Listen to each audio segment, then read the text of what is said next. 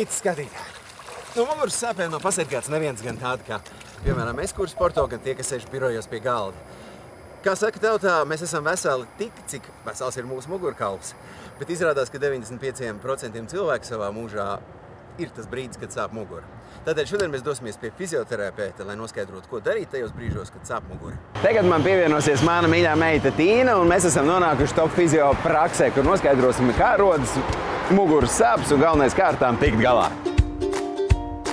Labrīt, Liene, labrīt, Oto. Mēs esam atnākuši pie jums ciemos pavingrot, tad dodamies tālāk, ja? Labi. Paldies.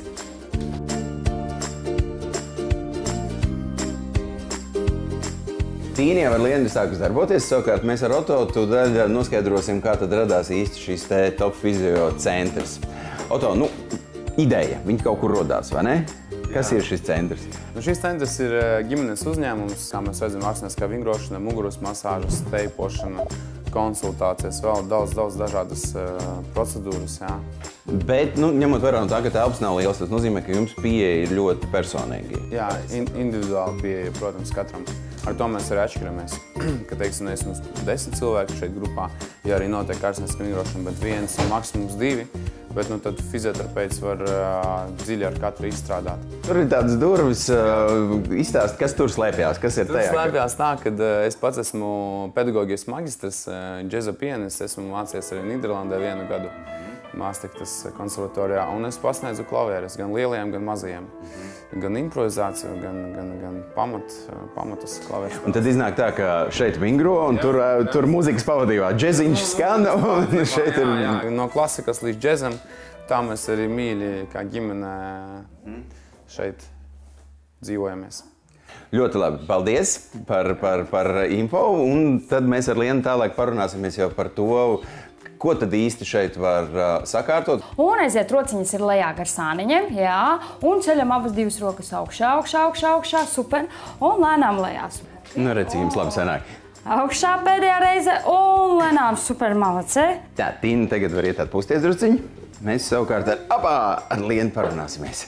Liena, ar kādām sūdzībām cilvēki parasti nāk pie jums uz centru? Tie ir cilvēki, kuri sūdzās par dažādām sāpēm locītavās, mugurā. Tā kā ir rudens, ir sācies mācību gads, pastiprināti pie mums griežās vecāki, kuri sūdzās par bērna stāju. No kā sāp mugura? Nepareizas pozas sēžot darbā, sakumpušas muguras. Ja, nepareiza smaguma celšana un visādas ikdienas aktivitātes, kas liekas mazsvarīgas, bet tomēr tas mūsu muguru ļoti lielā mērā ietekmē. Noteikti var kaut ko darīt lietas labā. Un vajag darīt. Nu, skaidrs, ka vajag, jā. Jā. Varbūt, ka mēs varam kādu no vingrinājumiem arī izmēģināt. Protams, varam, jā. Tātad, ņemam šo te. Tātad nonākam uz apakšdāvumiem. Jā. Skatāmies, lai leņķītes, elkonīši ir zem pleciem. Celīši bišķīt tālāk, lai ceļu leņķis ir 90 grādi, gūžas. Tā, un atceļam pretējo roku un kāju, ja. Te ir jāpievērš uzmanība muguras kā tādas novietojumu un jāieslēdz arī vēdera muskulīši, lai mums nav nekādu citu kustību. Atceļam pretējo roku un kāju. Jā, lēnām augšā un lejā. Un izelpā otra diagonālīte. Jā, diagonālīte, jā, atceļam diagonālīti. Pēc tam ļoti svarīgi arī ir pozas noturēšana, pareizas pozas noturēšana, jo tad ieslēdzas vairāk muskulīši, stop, un mēs nonākam šajā pozīcijā un noturam. Jā. Šis zilais brīnums rada diskomfortu vingrinājuma veicējiem, jo tas prasa lielāku stabilitāti pleca locītavā, rumpja muskulīšiem, jo mums jādomā par stabilitāti, plus mēs vēl veicam kustību. Nākamais vingrinājums, tātad guļamies uz muguras, kājas liekam šeit te virsū, galvu mēs liekam šeit, un abas divas kājas liekam virsū uz pusbumbas, lai uzdevumu sažģītu, paņemam hantelītes, un rokas ir gar sāniem, kājiņas saliektas, pieejam mazliet tuvāk, un tātad vingrinājuma laikā izelpā atceļam abas divas rokas augšā griestos un paceļam iegurni augšā. Iegurni augšā un laižam lejā, jā, rokas un iekunas. Un atkal lēnām laižam lejā, bišķīt augstāk, jā, tā lai jūtam, un laižamies lejā. Šo vingrinājumu pildot, mums darbojas kāju aizmugurējie muskuļi, jā, sēžas muskuļi, kā arī stabilitāte, jānotur pozīcija, jā, ieslēdzas arī visi muskulīši, kas atrodas korsetē. Tā, es saprotu, ka šis ir pieaugušo, nu tā teikt, vingrinājumi, protams, noteikti var dot arī bērniem, jā? Dot bērniem, bet jā. Tīna jau pirms brīža vingroja. Tīna, nāc lūdzu šurp. Tagad Tīna klausies tā, rociņas ir jāzem pleciem, smuki savācam, kājiņas pirkstgaliņu uz grīdas un atceļam taisnu kāju augšā, vienu kājiņu un laižam lejā. Un otra kāja augšā un lejā. Paceļam bišķīt galvu, iztaisnojamies, jā, un viena kāja augšā lejā un otra kāja augšā un lejā. Paldies! Tagad mēs darām to pašu, tikai atceļam rociņu un skatāmies, roka ir gar austiņu, jā, un laižam lejā un otra roka, jā, tātad augšā un galva ir šeit. Tā, mēs ar tevi jau runājām par to, ka tās smagās somas nāk tev tagad ļoti daudz bērniem jānes, un kas cieš visvairāk, kad viņi sāk nesāt tās somas? Jā, somas patiešām ir smagas, un galvenokārt tas, kas cieš, tā ir bērna mugura, jā, kas pēc tam, protams, tas viss atspoguļojas arī uz bērna stāju. Tāpēc mums maksimāli svarīgs uzdevums ir stiprināt bērna muguru, jā, teiksim, lai tā slodze, kas iet uz mugurkaulu, nav tik liela. Un tā kā bērniem tās muguras skolas, tās somas ir tik smagas, tad ir tā, ka bērns sakumst uz priekšu, ja, un viņam, teiksim, tā muguriņa ir nopaļota. Tad varbūt, teiksim, vingrinājums, ko vēl varam izpildīt, ja, teiksim, krūšu, kuru jau mobilitātes palielināšanai, ja, tad mēs atceļam, teiksim, rociņu augšā, mēs paskatāmies, ja, atveram vaļā, ja, un tā kā iestiepjam, ja, muskulīšus, un otra rociņa mēs paskatāmies augšā, un lejā, jā, un augšā, un lejā.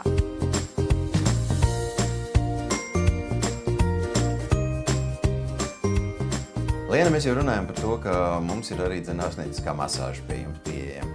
Saki, ar ko atšķirās? Nu, mēs esam pieraduši pie tām jaukajām, relaksējošām masāžām, ar ko atšķirās ārstnieciskā masāža no tādas parastās? Galvenokārt ārstnieciskā muguras masāža pirmkārt atšķiras ar to, ka to veic speciālists, kuram ir attiecīgas zināšanas par to, ko viņš dara, pārzina, teiksim, cilvēka anatomiju, fizioloģiju, ja? Un, teiksim, ārstnieciskajā masāžā pirms mēs, teiksim, sākam masēt, mēs pacientu izjautājam, ievācam īsu anamnēzi, par ko cilvēks sūdzās. Tieši tagad, kas mums notiek, ko tu tur man stiep?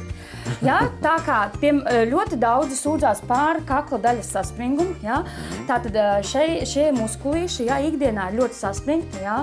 Teiksim, visādu stresu ietekmē, nepareizas sēdēšanas, sakumpušas muguras.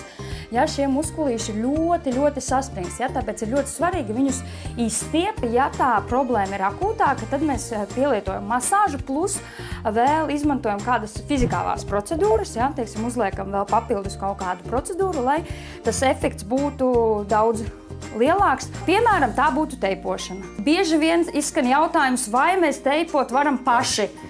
Noteikti, ja nav attiecīgo zināšanu, ja speciālists nav izgājis noteiktus kursus, ja, tad labāk teipu nelikt pašam, jo viss ir atkarīgs, ja teipa iedarbība ir atkarīga no tā, kā mēs viņu uzlīmējam. Ja mēs uzlīmējam nepareizi, vēlamies efekts var netikt sasniegts, vai tieši otrādi var izdarīt vēl lielāku ļaunumu, nekā viņš varētu būt. Šo teipu, ko es tagad līmēšu, ja, mēs līmējam, lai atbrīvotu, ja, šo te muskulīti, ja, kurš iet, ja, viņš piestiprinās, ja, viņš iet no šejienes līdz pat šejienei.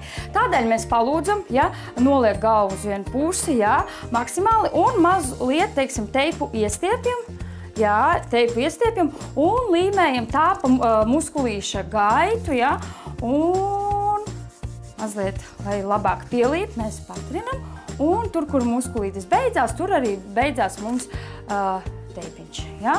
Nu, lūk, tagad muskulītis tiks atbrīvots un tonusiņš mazināsies. Ko es gribētu jums ieteikt? Protams, nāciet un profilaktiski veiciet masāžu, jo tā ir ļoti laba lieta un, protams, arī vingrošana, jo mēs visi strādājam gan ofisos, gan arī nesot smagumus, un tas ietekmē mūsu muguru, kas tomēr ir pats galvenais mūsu veselības balsts.